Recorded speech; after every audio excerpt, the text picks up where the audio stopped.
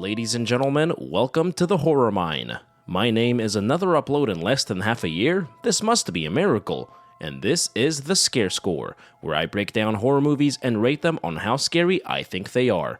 In this episode, I'll be going over the 2017 Netflix Indonesian horror film, The Third Eye. The film tells the story of two sisters who return to their childhood home after the deaths of their parents. However, this film contains an unprecedented and original plot never before seen. The house is haunted. I'll be going over the events that take place throughout the film while breaking down each scare scene on how scary they are or attempt to be. Indonesian horror films have been some of my favorite as of late, and hopefully The Third Eye doesn't disappoint. But how scary is it? Sit back and relax and join me as we explore The Third Eye and tally up the Scare Score.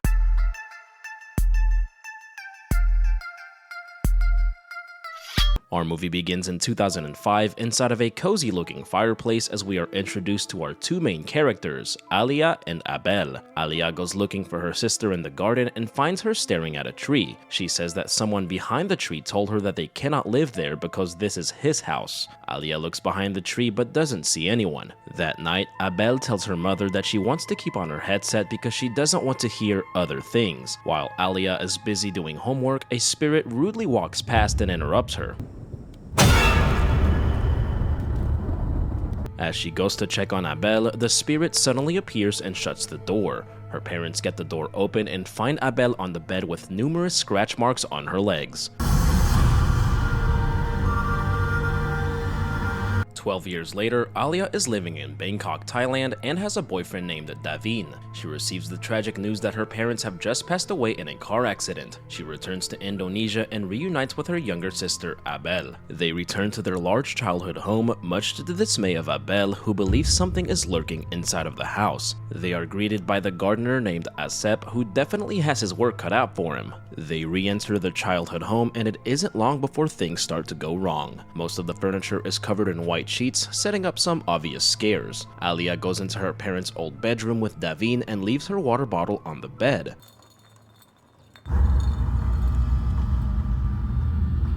Abel walks into the bedroom and literally stands there waiting to get scared instead of simply walking out. I suppose this scare was decently done. It would have been more effective if we hadn't seen it coming from a mile away. Alia has a tough time trying to connect with Abel as a sister and now a guardian. Abel says she doesn't want to go to school as someone has been following her. This is a subtle setup for the plot of the sequel.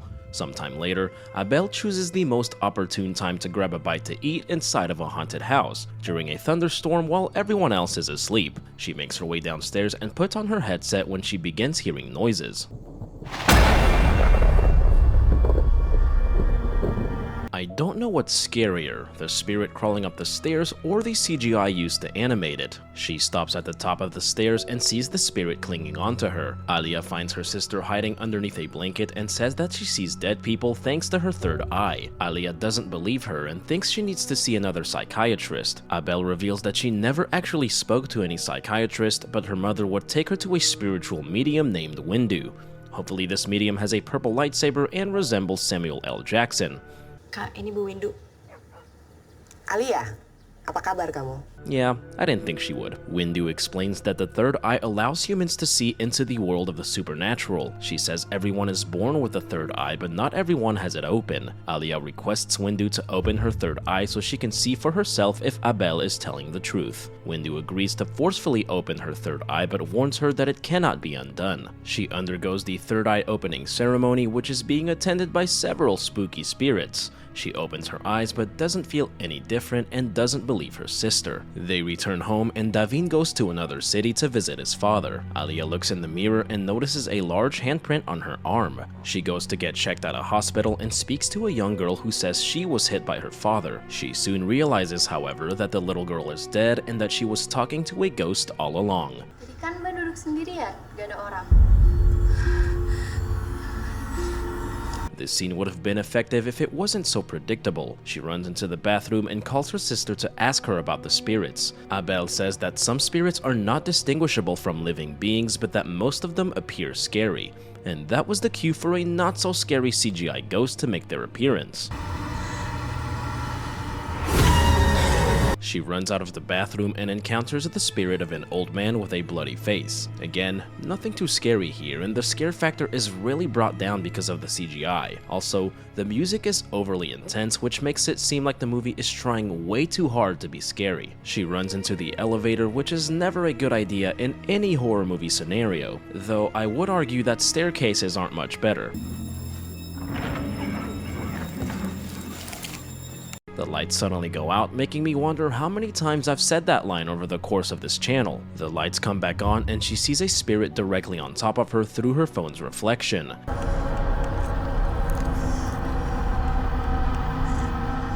Now, this scare scene was very well done.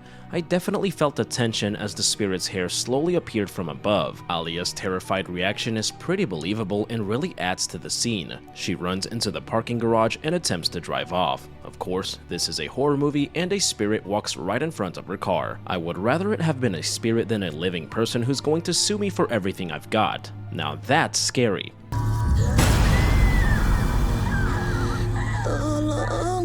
That's also scary. The spirit approaches her asking for help until several bystanders appear to check on her. She rushes home and embraces her sister, fully realizing that she was telling the truth all along. Abel says that the spirits appear because they have unfinished business in the real world. If they are able to figure out what the spirit wants, they will be able to help them move on. That night, the sisters share a sweet moment sleeping in bed together. Alia tells Abel that she is her only family left and the most important thing in the world to her. The camera pans throughout the house with some creepy piano music in the background.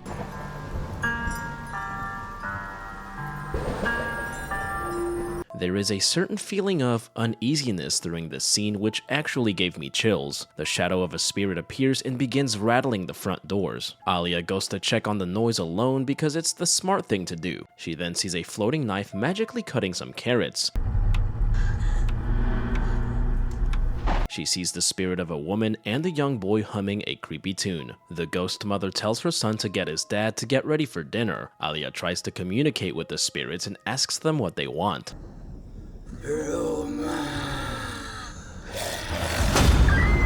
Abel wakes up to use the restroom, fully blasting her Spotify playlist as her sister is being attacked by ghosts. They grab onto her legs and pull her into the darkness. Abel finally notices her sister is missing and wanders the house looking for her. The ghost of the boy appears underneath a blanket singing the same creepy tune and quickly crawls towards her. She locks herself in a room and finds Alia hiding in the closet. After their dangerous encounter, they ask Windu for help. Windu says that the spirits want to possess them to finish their business in the real world. They will then take their souls to the spirit world as revenge for staying in their house. Windu enters the home and uses an energy detector to pinpoint the spiritual energy. They attempt to communicate with the spirits and are transported to another place in time. They see a masked man breaking into the house while the family was still alive. The man attempted to steal from the family's safe but was confronted by the father. The robber chopped off the father's leg and locked the family in the closet. The family passed away because they ran out of oxygen. Windu says she must do a ritual to open a portal and send the spirits to another world. She begins the ritual, but it is interrupted when Alia gets thrown by the spirits. Alia returns to the past and sees the Sumarno family dead inside the closet. The Sumarnos wake up and possess her body. The possessed Alia wakes up and attacks Abel and Windu. They manage to tie her down to a bed, and we now have the Indonesian version of The Exorcist. Abel and Windu hold hands as she begins chanting over possessed Alia. The bed begins to levitate and they are once again transported back to the past. It is revealed that the person who robbed and killed the Sumarno family was the gardener Mang Asep. It's pretty convenient that he decided to turn around and take off his mask as opposed to just running off. Possessed Alia manages to free herself from her binds and leaves the house to go kill Asep. Possessed Alia arrives at Asep's doorstep and absolutely brutalizes him. Possessed Alia reveals herself to be the Sumarno family, and we see the reason why Asep did what he did. Mr. Sumarno treated him like absolute crap while working and refused to pay him. Asep's wife was pregnant and sick at the time, so he really needed the money. It doesn't excuse triple murder, but at least they attempted to give him a sympathetic motive. Realizing he's in real danger here, he tries to make a run for it but gets stabbed with shears right through the door. Possessed Alia chops off his leg and stabs him in the back multiple times, killing him. Abel and Windu Windu arrive, but they are too late. The Sumarnos then transfer their possession from Alia to Abel. Having exacted their revenge on Acep, the Sumarnos now want to take Abel's soul to the underworld. Abel falls into a coma and is taken to the hospital. Windu says that her condition will get worse over time, and the only way to bring her soul back is through astral projection. Alia says she will go to the other world and bring back Abel, and we now have the Indonesian version of Insidious. However, Windu says she cannot go alone and must go to the other world with another spirit. This is where the movie's plot twist is finally revealed. Alia's third eye has always been opened, but only halfway. She has always been able to see spirits but never realized it. We discover that Davin has been dead the entire film but didn't even know it himself. Prior to meeting Alia in the beginning of the film, he was struck dead by a vehicle. He has been unknowingly walking around as a ghost the entire time. Berbeda dengan mereka yang sudah menyadari kalau diri mereka sudah meninggal. This was a pretty shocking twist that I didn't see coming, but mostly because Davin wasn't that important of a character up until this point. Windu says that once they're in the other world, they cannot let go of each other's hands or Alia will be stuck there. Alia and Davin are transported to the other world and go looking for Abel. This part of the film really reminded me of The Further and Insidious and does a pretty good job at being atmospherically creepy.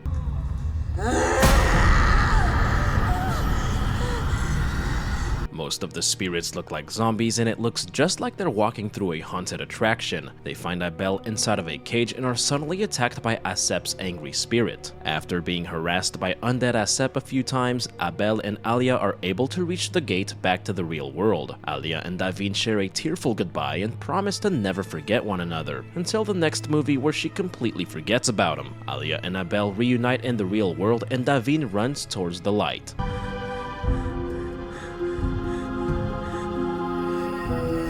Aside from the plot twist reveal, the film's climax was disappointing and underwhelming to say the least. The other world was pretty creepy, but aside from that, nothing scary or intense really happens. They're essentially running away from the undead Acep the whole time, which was pretty lame in my opinion. 2 weeks later, Alia is trying to get used to seeing spirits every day. They speak to Windu about a spirit with a hole in her back that followed Abel home from school named Mira. Alia says that she doesn't smell rotten, but Windu warns her that spirits may have a hidden agenda. In the film's final scene, the sisters approach Mira and ask her what she wants, setting up the plot to the film's sequel as the movie ends. Kamu mau apa?